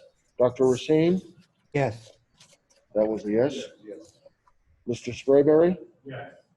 Dr. Oladi, Yes. motion's carried. Thank you. Okay, thank you. Next, we have curriculum and instruction. Ms. Jones. We did have, a curriculum instruction meeting to be had on Monday, August 17th. It was suggested that we could really have a meeting for the meeting, having the LGBTQ, but they were definitely not, did not require a lot of attention. So we also,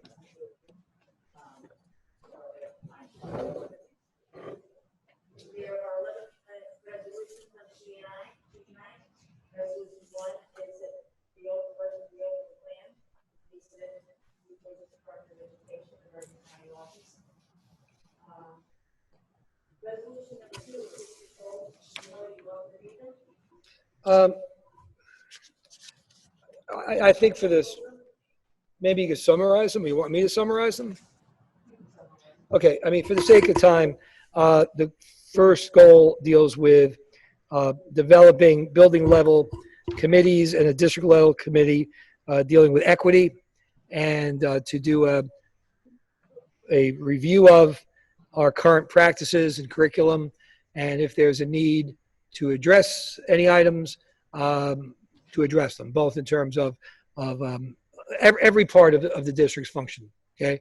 From classroom, curriculum, to administration, and so on, okay?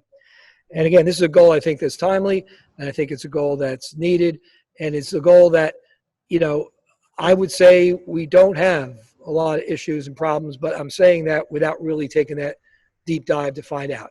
I'd like to prove that I'm right, and if I'm wrong, I'd like to be able to address where I'm wrong.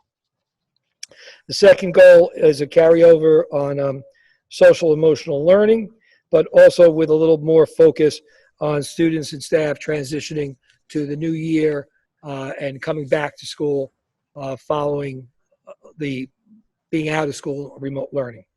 The third one talks about kind of that gap I talked about before, how to figure out how to enhance learning, how to work on improving strategies, both for remote learning, hybrid learning, but also even when we're back full days, recognizing that we have to address some of the things that were lost.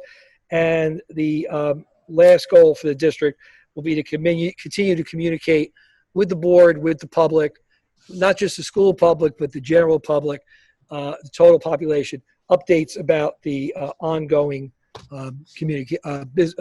facilities projects, referendum projects.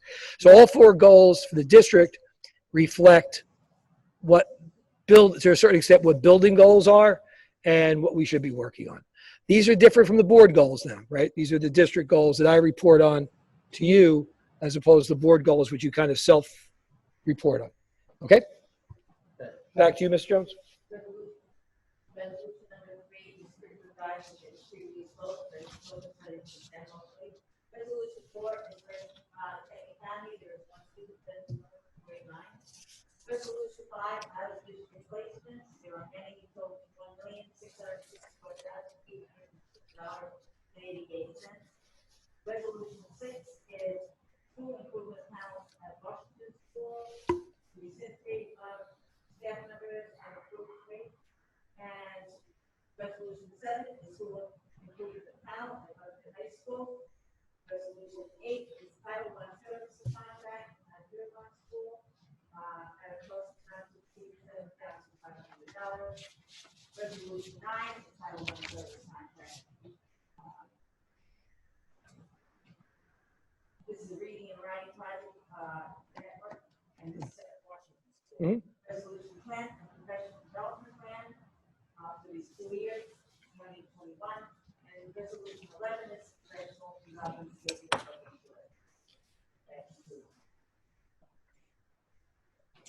Thank you. Just a clarification. Number one, for the reopening plan, we are, as a board, authorizing the submission of the reopening plan to the New Jersey Department of Ed. Correct? The submission of it, okay. Questions and comments by the board? Mr. Sprayberry. Yeah, I'd like to take a second and, sit here and,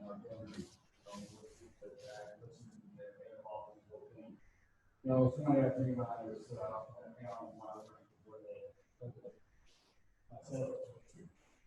you know, and you sit here and watch your act, watch your administrators and teachers, everything they can do. You know, not one of those people, not one of us that will take the risk of these kids without paying for it. So I applaud you and everyone, everything you put in this time, and every question you answer, everything you brought there, every conversation, you know, one thing that we have to look at is the mental health of the kids. We get back up to person learning, you know, and they'll take every precaution we can. You know, I ain't working this kind of job to stop work. You know, the others, you know, shut down construction while we stay out there. And a lot of this stuff that's been implemented, we haven't seen, you know, it work. So great job. You know, I just want to say that, you know, and God bless the teachers, well, what you guys do. I mean, all of us parents at home, you know, we have very stuff we know what we have. And so it just, I know it's not a lot of decision, so I just want to say that in my support of the movie. Thank you, Mr. Sprayberry. Other comments from board members? Ms. Libera and Ms. Zone. I just want to make a comment about the district goals. I think that they applaud the administration's team for coming up with those 4 specific goals. I think those are exactly the right areas to be focusing on right now. To be focusing on equity and inclusion, to be focusing on what we need to do to make sure that our students are getting learning opportunities that they need, to make sure that we're still building for the schools and programs of the future, and to make sure Mr. Sprader, that we're focusing on emotional growth and support that our students need during this time, which is probably the most harrowing of their lifetimes in many ways. Thank you. Thank you. Thank you. Mr. Zone. Yeah, I just also wanted to echo comments thanking the REA, the administration, the board members, and the community who all contributed to the development of the plan. I've looked at the plan for the last 6 to 8 months. They're all great risk reduction and mitigation. It's really what we have. But I think that we should all be prepared to stay flexible. You know, living in challenging times and, you know, in an imperfect world, I think that James' point, we are here for our children and thank you for the support of our teachers. So again, thank you very much for your contribution. Thank you. I move resolution 24. Okay, move to second. Mr. Sprayberry, any last comments? All right, Mr. Kelly, please take roll. Mr. Conti, Yes. Mr. Healy, Yes. Mrs. Jones, Yes. Mrs. Librera, Yes. Mr. Mazzone, Yes. Dr. Racine. Yes. That was a yes. Mr. Sprayberry, Yes. Dr. Alati, Yes. motion's carried. Thank you. Okay, thank you. So we are going to move on to finance. So Dr. Racine, I know you're remote, so we're going to see how this goes. What I'm going to do is I'm going to turn you up on the volume here. Hopefully we should be able to hear you. You can move the microphone away. Okay, go ahead. Oh, feedback. Okay, we good? Right, we have 13 motions. Is it feedbacking too much? Do I have feedback? We have any business? Finance? I think it's Shelley and, yeah, lunch. Yeah. Former chair, right? All right, so we're gonna have Ms. Barrera, who's gonna move finance for us. Thank you. All right, so I removed the following motions. Number one, approval of bills, three, treasurer's report, and two, budget transfers were new. Number four, accept with gratitude donation from the Community Garden Center PA to water fountains used by students and staff. Number five is an lease purchase of Chromebooks. 6 is approval to open a bank account. 7 is to accept extraordinary aid funds from the state of New Jersey for the 1920 school year. 8 is the adjustment to state aid. 9 is to approve petty cash account. And 10 is to use emergency repair in middle school. 11 is additional services communication consultant, additional payment in the amount of $4,000. Number 13 to approve the following merit goals for business administrator secretary for the 2021 school year as listed. And that's it. Okay, thank you, Mr. Barrera. Any comments or questions from my board members? Do you want me to go into anything here? What's that? Mr. Kelly, you got anything you want to add to? I think it's all pretty straightforward. I will say that relative to number 10, which was the emergency repair of the columns outside Union School, I think we've been through this and everybody understands it. I will tell you that we got an insurance check today in the amount of $11,250 to offset these costs. So, I want to just add that, I mentioned before that water fountains are going to be closed and bagged, but we still take a donation. So we're getting 2 water fountains, the kinds that you can fill up a bottle with. So we'll get them installed. We won't turn them on. We'll cover up the brand new water fountain with a garbage bag, and then when the time is right, we'll christen it and reopen it. Okay, so all those items 1 through 13. Okay, thank you, Ms. Barrera. Move a second. Mr. Zone, any last comments? Hearing none, Mr. Kelly, please take roll. Mr. Conti, Yes. Mr. Healy, Yes. Mrs. Jones, Yes. Mrs. Librera, Yes. Mr. Mazzone, Yes. Dr. Racine, Yes. that was a yes. Mr. Sprayberry, Yes. Dr. Awadi, Yes. motion's carried. Thank you. Okay, thank you. Next, we're going to go into policy. Back to Ms. Barrera. There's 15 items for policies to be put forward for first reading tonight.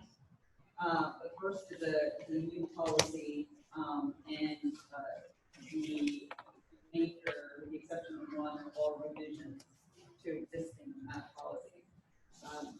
All of these changes are mandated changes to optional policies we've already adopted, or they are mandatory new policies, such as the Families First COVID-19 Response Act. Our consultant process bank has summarized all these changes for us and provided them to the policy committee as well as the team here, and has confirmed that there are no substantive changes to the revisions to the existing policy. No, I think Ms. Librera summarized it very well. The obviously the new policies. One is related to COVID.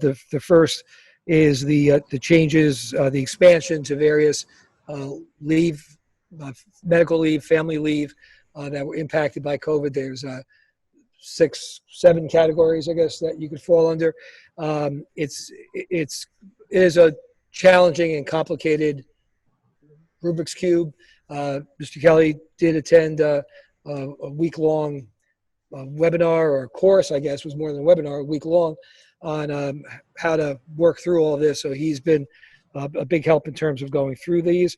All those changes are supposed to sunset on December 31st. Obviously, I think that depends also on where we're at, nationwide and statewide December 31st. And then the last group of policies is essentially looking at the that boilerplate language that I talked about in the restart plan that the DOE required, putting into board policy, and some of our appendices come into board policy. As an example, people have asked the question, suppose a student doesn't want to wear a mask. Suppose a faculty member doesn't want to wear a mask. It's in board policy now that you have to wear a mask. So it's not only a state law, governor's executive order, it's board policy. So it took those parts of the plan, and I'm not just talking about our plan, I'm talking about the generic plan from the state, put it into policy so it has even more traction. Okay. Okay, thank you. So I will tell you, Mr. Barrow, when asked if you would chair policies this year, I did not know there would be a 217-page document. Great job. So, you want to do that? Yes, then just moving it for first reading. For first reading, right, okay. Second? All right, Mr. Sprayberry, any last comments? Just for anybody watching, because I know we had a large audience, you know, the policy has to get 2 approvals before it can be enacted. That's why it's a first reading. Even though the policy doesn't get enacted now, so the second approval on September 14th, all those things are governed by law. They do trump policy. So, you know, the COVID leave, for example, we've been following those, even though we haven't finalized the approval. I just want to make sure everybody's okay with that. We don't have to wait for policy to be approved on that. Thank you. So we had a motion and a second to approve the first readings. Mr. Kelly, will you please take roll? Mr. Conti, Yes. Mr. Healy, Yes. Mrs. Jones, Yes.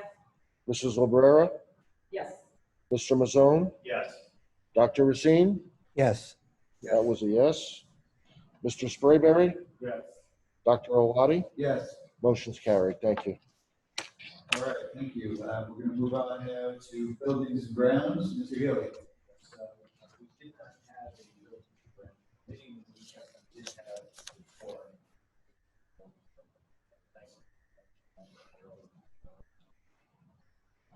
We do have 5 motions. Number 1, is the acceptance proposal for the paid environmental services for estimated final service.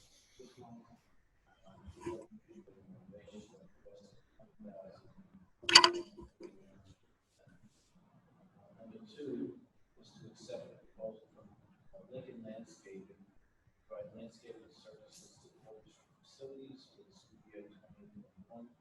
Total cost $60,000. Number 3, to authorize the update of the district's facility use form to provide additional notification and provide update dates to reflect district activities. Number 4 is to approve the following merit order for business administrator, secretary, in part, the business administrator will begin to spearhead the oversight process necessary to support the construction operations and improvement projects.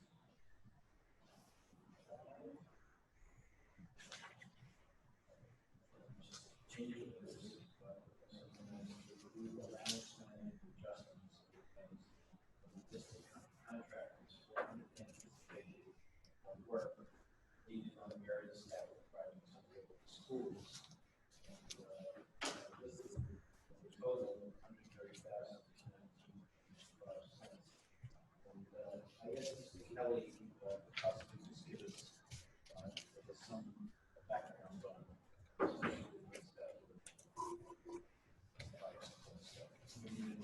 Sure. Yeah, change orders are a necessary evil in any of these projects. Largely because in doing the planning and design, the architects can't always get in and see what the conditions are. For example, the first one there is the Union School flooring. We knew, and the plan was to go in and rip out those floors, but turned out to be much more gypcrete supporting those floors than that was anticipated, because the architects, when in doing the planning, can't go in and do an invasive project to actually see how much was in there. So they, they made their best estimate and used the information they had, but it wasn't enough. So that one is the largest, 42,000. That's in all 10 rooms that were impacted. So in other instances, there are just design things that maybe the architect didn't pick up on. And when the contractors get in there, they see that there's an issue, so it needs to be addressed, and it may require additional cost. In this case, there's quite a few, as you can see, for the kindergarten center. Purchase of exhaust fans, just to give you a sense of what we're talking about here. The plans originally called for the existing exhaust fans to be repurposed. The exhaust fans were over where the bathrooms are. The new toilet rooms are going in, so they had to be moved. But they could not repurpose those, so they had to purchase new ones. So, it's that sort of thing that comes up. There's some additional abatement needed, rerouting of the steam piping in the multi-purpose room. Just all things that came up when the contractors get in there. They see, okay, the plans don't quite work the way reality works. So I will tell you too, I mean, you mentioned, I didn't put a total on here because it's all different projects, but each of these contracts has an allowance built into it for change orders. So right now, this is not costing us any more money than we've agreed to, because there's already something built into the contract value. For example, the Lincolns, well, we don't have any for Lincoln. Lincoln hasn't had any change orders, but there's an allowance in the contract for $67,000 to cover any potential change orders. And as we discussed, they're almost done. So if they get through that without any change orders, that money reverts to us. Okay, so and that can be used for other projects as part of the referendum. The Union School floor replacements has an allowance of $60,000. They're using $42,500 here, but this project is almost done, as we discussed. So I'm expecting some of that remaining 17. There's something else coming through on that, but there'll be a few dollars reverting back to the district. Kindergarten, let me do the other one first. The science labs has an allowance of $85,000. There's already been about $9,000 approved by the board. So they're doing pretty good with that too. So we're likely, there's likely to be some excess in that allowance. The kindergarten center has an allowance of $145,000. You see they're already dipping into that pretty heavily. That's mainly because the building itself, there's just so much that the architects couldn't discover in preparing the plans. So when they start digging, they start ripping out floors, they see things that have been there for decades, and they're just not in the existing plans. I will tell you that I'm concerned that we won't have enough in that $145,000 to get us through the rest of the project, which includes the elevator, which includes the ramp, which includes the air conditioning and a multi-purpose room. But I do think we're through the worst of it in terms of the change orders, just because of the nature of that building. So we'll keep an eye on that. If we do exceed that $145,000, yeah, we'll have to find that in the budget. But all of these change orders come from the contractors, the architects, and our project managers work closely with them. They challenge them. They push back on the numbers, the cost they need to get this additional work done. And we've seen that repeatedly, where the contractor will come and say, I need $20,000 for this change order. And they'll push back and get it down to $8,000, something like that. So it's a constant push and pull on that. But, we do have our professionals working on our side. So, okay, any questions on that?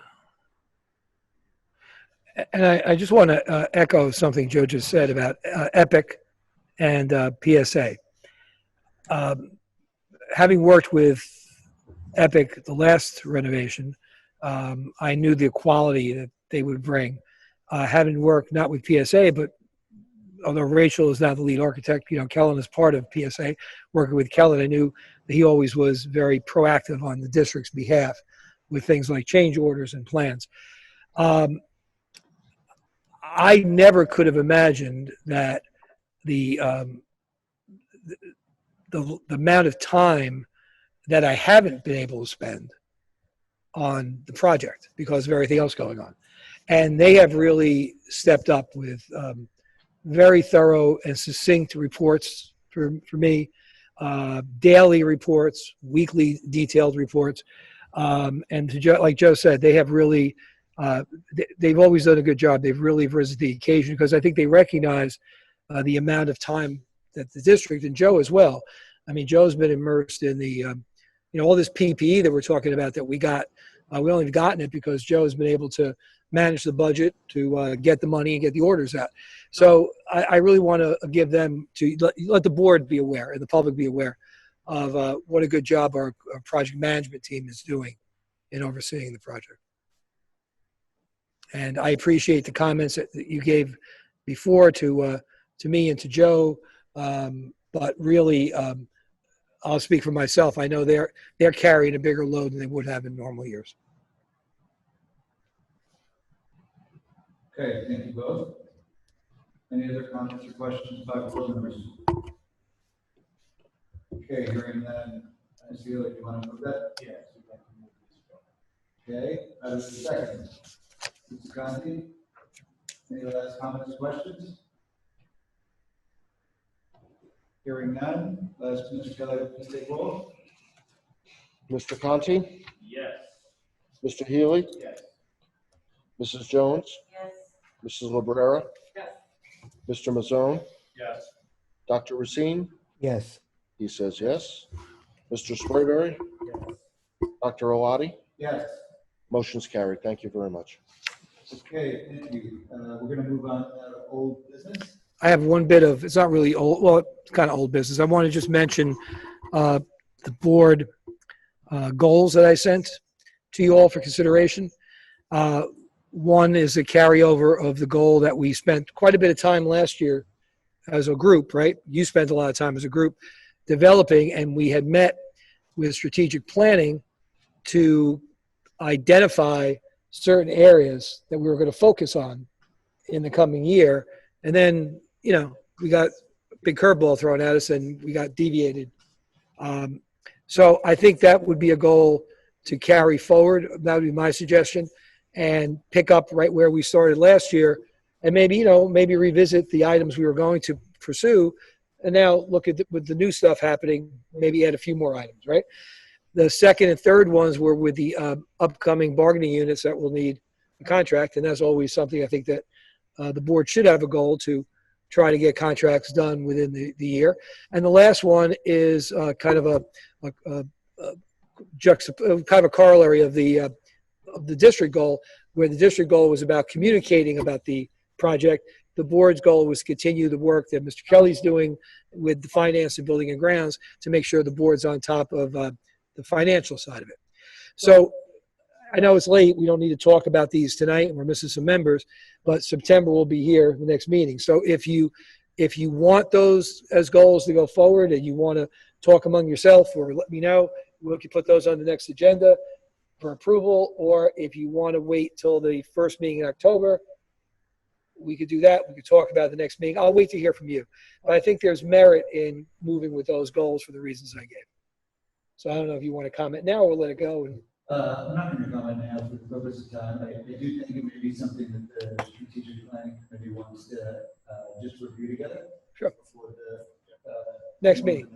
So you could either meet with me or without me. It's however you want to go. But I think meet with me is probably more productive. So why don't we I'll look at when the next committee meeting date was. There's probably one somewhere. If not, we'll just pick a date. Okay? Great. Next, we have legislative update. Anything, Mr. Conti? Not that we've already discussed already. Okay. Then at 9:50 p.m., we're going to open the meeting to the public one more time for any comments related to or not related to tonight's agenda.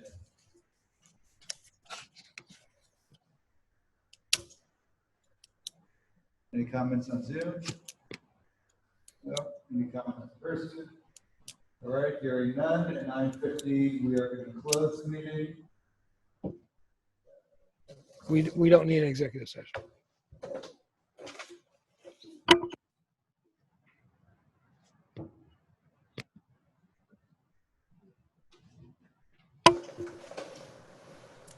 Okay, I am going to ask that, I know it's late, but I'm going to ask board members to stay for an executive session.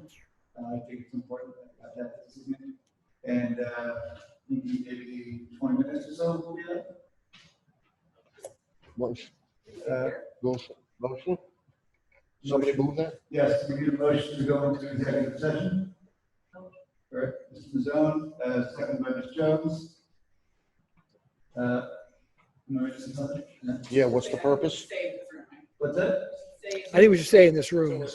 Yes, so we're gonna, so, well, why don't we pass that, so, all in favor? Whoa, what's the purpose? What's the purpose? Is it a student matter, or is it a contract or? So I think we'll discuss. So I don't know how you want to. Okay, so we're gonna stay for a contractual matter. And so all in favor? Action, no. No action. Taken. Action will not be taken. Anything else before I say? No, you're good. That's I'm it. good now? Okay, all in favor? Aye. Okay, great. All right, thank you. So we're gonna stay in this room. I want to thank everyone who came this evening in person for your time. Thank you everyone who's been on Zoom. I think we could have Dr. Racine stay on as a board member. Or, yeah, why don't we do See you that? tomorrow about, Do you have an iPhone? about 11:15. Dr. Racine, do you have an iPhone? What? You. It's like, I'll- we'll call you in. Okay.